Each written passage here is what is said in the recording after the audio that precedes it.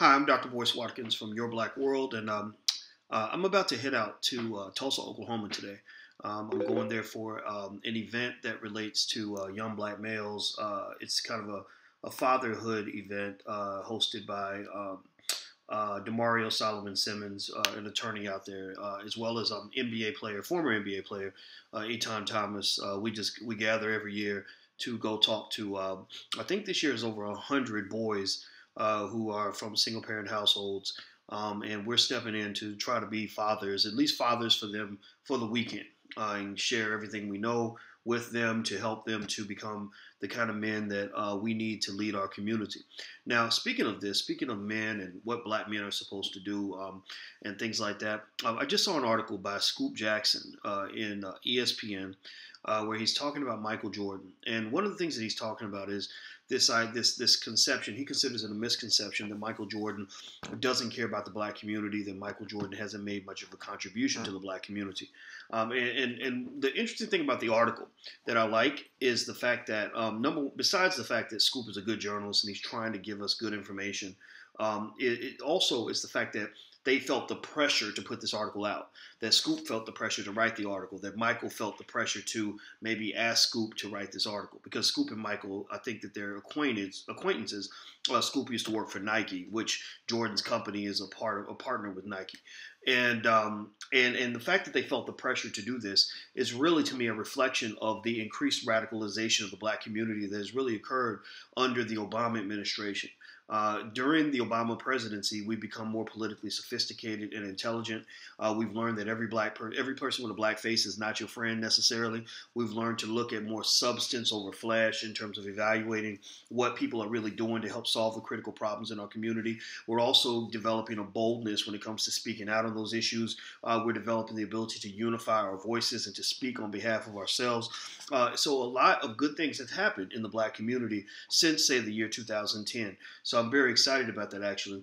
Now, with this being said, here's the thing. Scoop does a good job in terms of trying to give us another point of view on Michael Jordan. He talks about the fact that Jordan, the main crux of the article I'm gathering is that Scoop is focusing primarily on the fact that Jordan, in his capacity as an NBA executive and team owner, he has empowered a lot of black people to have positions of power within his Jordan brand as well as within his basketball team. And I think that's great. In fact, I met a vice president, or I was supposed. Actually, I didn't meet with him. I was supposed to meet with one of the VPs at the Jordan brand, and I didn't have time. Something came up. I had to go do CNN or something like that.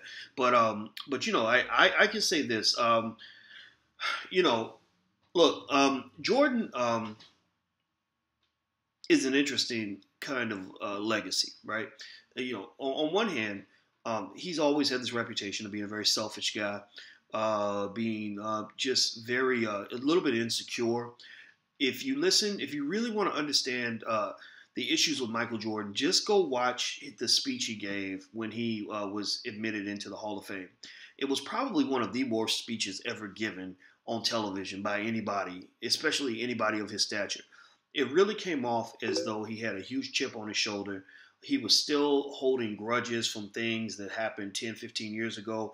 He was still mad about things that in which he actually was the winner, the victor in the challenge, but he still felt the need to rub it in, which I think really turned a lot of people off because it's not as if Michael had a reason to be mad. He won everything. He won all the championships. He pretty much conquered every mountain that he was set to climb. And that's something that's quite admirable. So people already admire you. So what is it inside of you that makes you want to kick them while they're down? Why is it that when you mention your children during the speech, the thing that I remember him saying about his kids was something like, "Ooh, I would have hated to have been you guys," or something like that. It just really came off as somebody who wears the crown, but is very uncomfortable wearing the crown because maybe he doesn't feel like he deserves the crown. So he has to constantly prove to the world that he's worthy of this thing that even he doesn't feel like that he's worthy to have. And so with that being said, Jordan has, throughout his career, I think carried that kind of persona, both publicly and it appears on the court in terms of how he's dealt with teammates, things like that, the way he's conducted himself in public. I remember when Sports Illustrated did a vote to decide which athlete would be the greatest athlete of the 20th century, and it came down between Michael Jordan and Muhammad Ali, there was no contest. Muhammad Ali blew him away because Ali, who's actually in my background, you see I got a picture of Ali on my wall. In the other room, I have a picture on my wall of Dr. Cornel West. I will never have a picture of Michael Jordan. It's not because I don't think Michael Jordan is not an amazing person, but it's because I don't feel that Michael Jordan has really given me a whole lot as a human being or given a whole lot to the world that I find worthy of admiration. At the same time, I did read Jordan's book a long time ago when I was about 23 years old, and I learned from reading that book because it gave me the ability to understand what it takes to overcome the obstacles that are in front of you. And I think that's the greatest thing we can learn from Michael Jordan. He's truly a great man in many ways, but he's also a man who I think didn't seem to really develop the maturity to use his power for good as opposed to evil, or to use his power for the common good as opposed to the individual good. Now, this goes back to what Scoop was talking about. Scoop was saying, look, Michael's being mischaracterized. Look at all the black people he's hired into positions of power. I don't disagree with that at all. And Michael does deserve credit for that because he could easily get these positions and not hire any black people, right? But one thing that I think we've all understood and we've all learned over the last 5 or 6 years is that there is a very big difference between hooking up the black elite and hooking up the masses of black people. You see, there used to be this old myth in the black community that where people felt that if I'm successful, I'm making a contribution.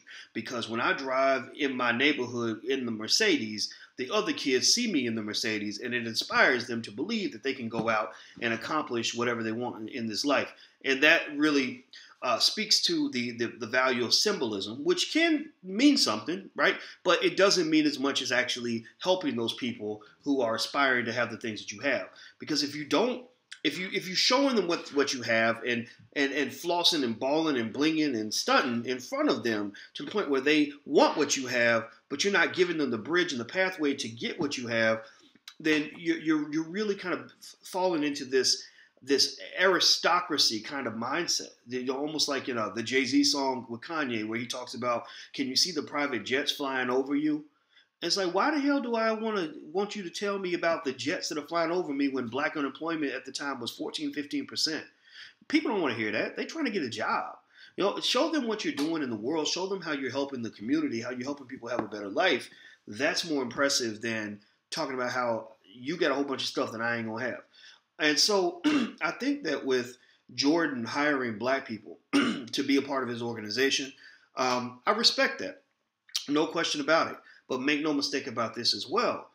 Jordan hooking himself up and hooking his homies up is not the same as hooking up the masses of black people or using the breadth of your power to help millions and millions of black people in the community.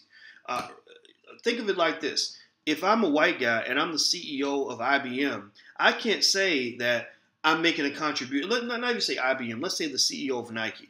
I can't say that I'm making a contribution to the world because I make Nike sneakers and I hire all my friends. That's not a contribution. People still will look at you and expect you to be a good corporate citizen. Who are you giving money to? What charities are you supporting? When important political issues come up, are you using your voice to support those issues? If you look at the CEOs of Starbucks and other places, they speak up on the things they believe in, whether it's gay rights or anything else. Well, I would say that with Jordan, one of the things that has clearly been missing from his community is the desire to reach out to the masses. Sure, you're taking care of the good 10, 15, 20 people around you. That's beautiful. God bless you for that. But what about the other 40 million black people that live in this country? Are you thinking about them? It really makes me think about when I went into academia, when I got my PhD. One of the pieces of nonsense people used to tell me is that by teaching at a white university and mentoring 3 or 4 black students every year, I was making a huge contribution to the black community. And that's not to say that I wasn't making a contribution, but it wasn't a huge contribution. It's maybe 40 people over the course of 10 years. But doing what I do every day by working within the thick of the black community, supporting the thick of black issues, the thick of black people, I can help 40 million people over 10 years, or 4 million people, or hundreds of thousands of people over 10 years, not just 30 or 40 people who happen to be members of the black elite. So I would say that with Jordan, I think the Scoop Jackson article certainly provides another perspective, another way to look at Jordan's legacy.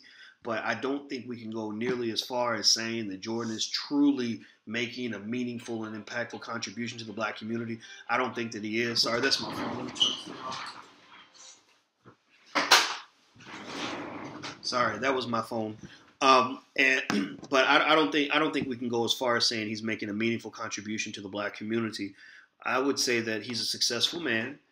He provides tremendous symbolism because he did leave the NBA, and he's not one of those guys that went broke after his career was over.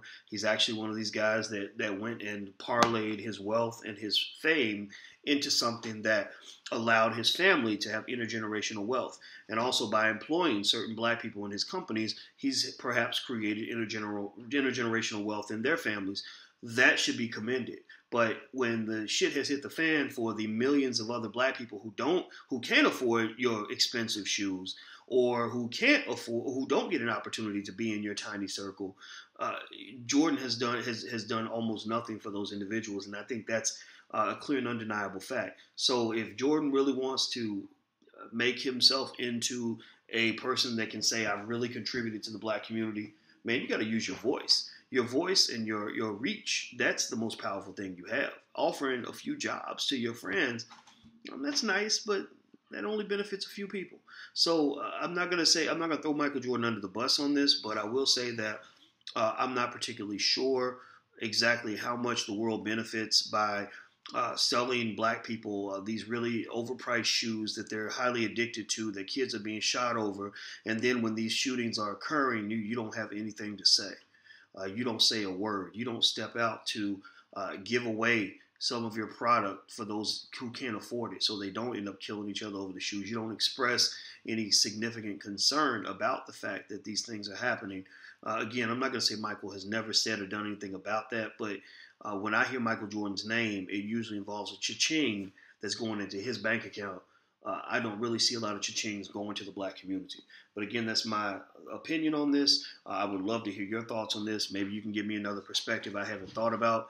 But as far as I'm concerned, I appreciate the fact that Scoop wrote this article, but I couldn't help but feel that there was an agenda, that he was helping out a homie, trying to help Michael Jordan reframe his image toward black people. And the truth is that Michael Jordan built his legacy 15, 20 years before Scoop Jackson ever picked up that ink pen or opened up his laptop to write that article. He's going to have a lot of work to do to make amends, because thus far I can't really figure out exactly how Jordan can be somebody who can say, I've really done a lot for the masses of black people. But he's done a lot for the black elite, so God bless him for that. Well, anyway, I'm Dr. Boyce Watkins from Your Black World, and speaking of the black community, we have a new film out called Resurrecting Black Wall Street, which talks about how we can build communities that are economically sustainable, economically powerful. As you know, my PhD is in finance, so this is what I love to do. It's our first film project, so forgive me if I'm not a perfect filmmaker. Well, I didn't make the film. I had people that work with me that made it, but you get the point. But I hope you'll support it. The film is at resurrectingblackwallstreet.com. That's resurrectingblackwallstreet.com, and resurrecting is spelled with one S and two R's, just in case you spell as bad as I do. So until we meet again, please stay strong, be blessed, and be educated. I am gone. Peace.